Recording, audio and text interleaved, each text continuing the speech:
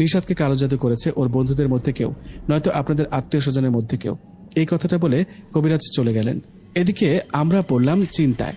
আমার কোনো বন্ধু আমাকে কালো জাদু করতে যাবে কেন? জিসান ও সবুজ তো আমার ভালো বন্ধু। এদিকে মা তখনই বলে উঠল, আমার একটা বিষয় সন্দেহ হচ্ছে। নিশাতের বাবা, তোমার কি মনে আছে তোমার ভাইয়ের বউ মানে নিশাতের চাচির সাথে কিছুদিন আগে ঝগড়া লেগেছিল? তখন উনি কি বলেছে? হ্যাঁ তাই তো, ওই মহিলার ব্যবহার আমার একদমই পছন্দ না। এই কাজটা ওনারও হতে পারে। বাবা কে করেছে সেটা বড় কবিরাজি বলে দেবে।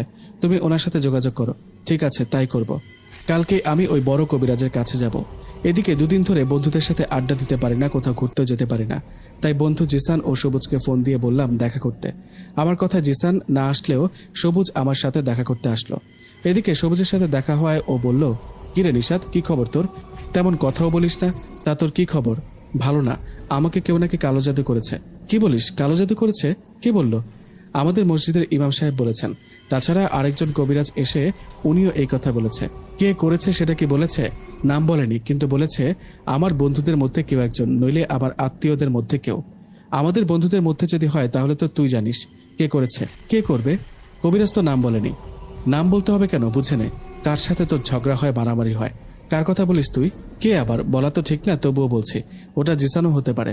জিসান হতে পারে। কবিরাজ যেহেতু নাম বলেনি তার মানে পুরোপুরি ওর দোষ দিতে পারি না। তবে কবিরাজ ওর নাম বলবে, দেখে নিস। তা তো জানি না ভাই। আমার বাবা আবার আমার চাচিকেও সন্দেহ করছে। ও, তোর চাচিও সন্দেহের মধ্যে আছে? কাল বড় কবিরাজ আসুক, উনি এসে দেখি কি বলে। ঠিক আছে, তাই কর। আচ্ছা তাহলে ভালো থাকিস, বাইরে থাকা যাবে না, বাড়িতে যেতে হবে। এই বলে আমি বাড়িতে চলে আসলাম। বাড়িতে আসার পরের দিন বাবা সেই বড় কবিরাজকে নিয়ে আসলেন। বড় কবিরাজ এসে আমাকে দেখে উনিও কনফার্ম করলেন কেউ না কেউ আমার ওপর কালো জাদু করেছে।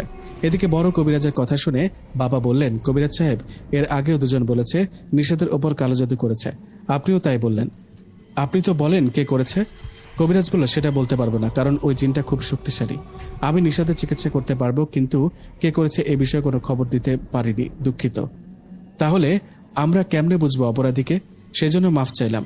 আমি আপনাদের বাড়িটা বন্ধ করে দিয়ে যাই আর নিশাতকে চিকিৎসা করি। আশা করি নিশাত সুস্থ হয়ে উঠবে। আজকের পর আর কোনো সমস্যা হবে না। এ বলে কবিরাজ আমাকে চিকিৎসা করে কিছু নিয়ম বলে চলে গেলেন। এদিকে কবিরাজ চলে যাওয়ার 3 দিন আমি সুস্থ ছিলাম। আমার সাথে কোনো ঘটনা ঘটেনি। 3 দিন পর আবার আমার সাথে সেই ভয়ঙ্কর ঘটনা ঘটতে থাকে, কিন্তু এবার আগের থেকেও ভয়ঙ্কর ভাবে। আমাকে ওই জিনটা কষ্ট দিত, আঘাত করত।